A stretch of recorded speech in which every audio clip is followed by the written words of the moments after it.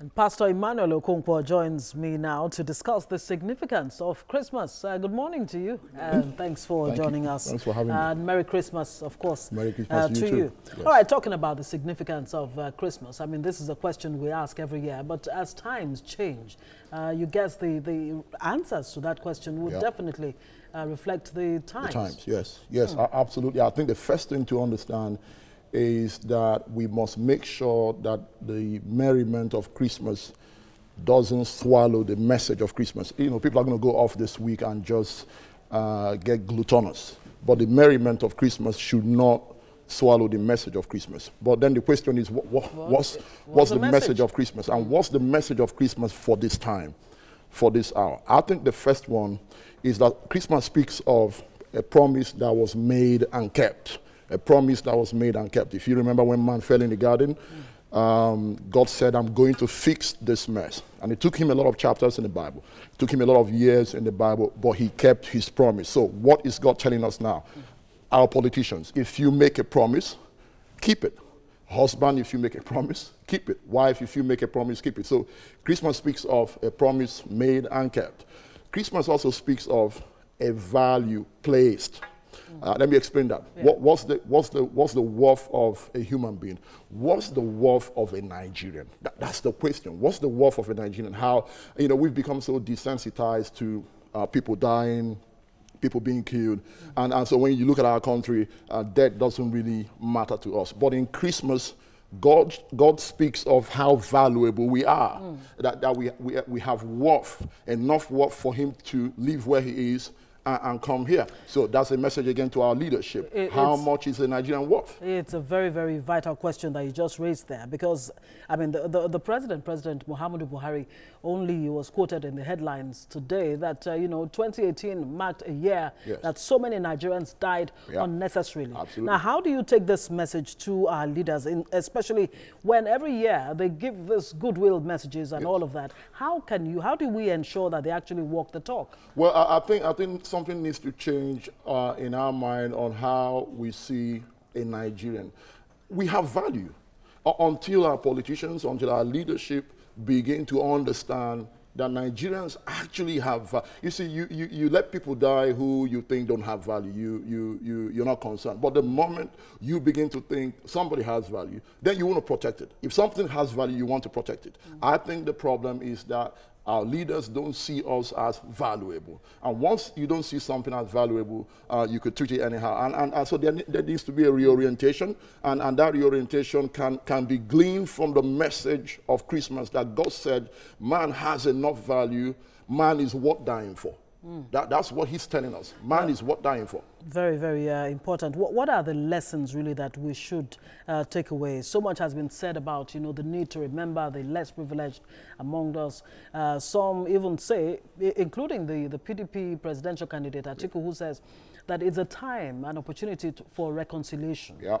Speak to that. Well, I think all those messages are right. But for me, I would like to see a more compassionate country. I think our country is now devoid of any form of compassion. We're in PDP, we're in APC, there's just no compassion.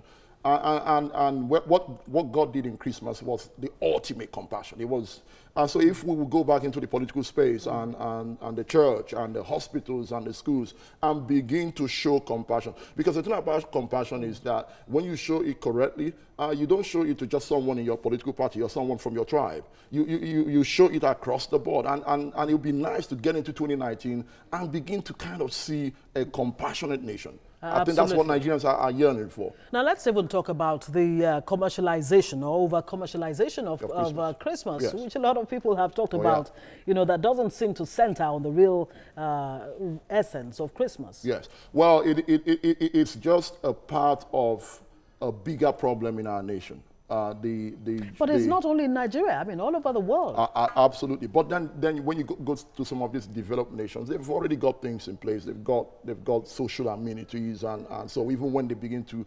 over-commercialize Christmas, they have people can fall back on something. Our problem in Nigeria is that we don't have any of that. And so when we begin to now over-commercialize it, then we come off worse. What I'm saying is that this is just part of a larger problem, the desire to make money And if you look at it, that desire to make money is the reason why the message of Christmas is not being preached. Everyone is going to concentrate on the merriment of Christmas and then forget that the merriment of Christmas is not the message of Christmas. How much troubling is it, especially when, you know, among the youth, Christmas just means a reveling and, you know, doing things in excess? Absolutely, and that's the thing. That's the merriment of Christmas. Look, they've not been taught. They've not been taught, and they are watching the older ones. They are watching their pastors.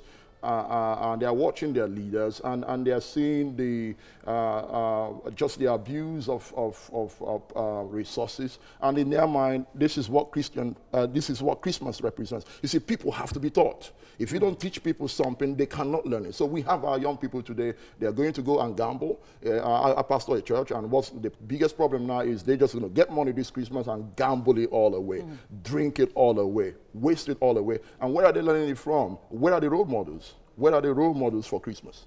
Where are the role models? Yet Christ himself remains the most important, the ultimate role model. Yeah, absolutely. Okay, so how should we be celebrating this Christmas? I mean, so many people have talked about, you know, the economy is not too good, you know, people don't have the purchasing power and all of that. Yes. Can we still enjoy Christmas I think we can. I think if you remember when John the Baptist came into the scene and people were going to him and they said, what should we do? He said, if you've got 2 coats, give one to another. If you've got 2 shoes, give one to another. We you know, even when the economy is at its worst, we can have compassion.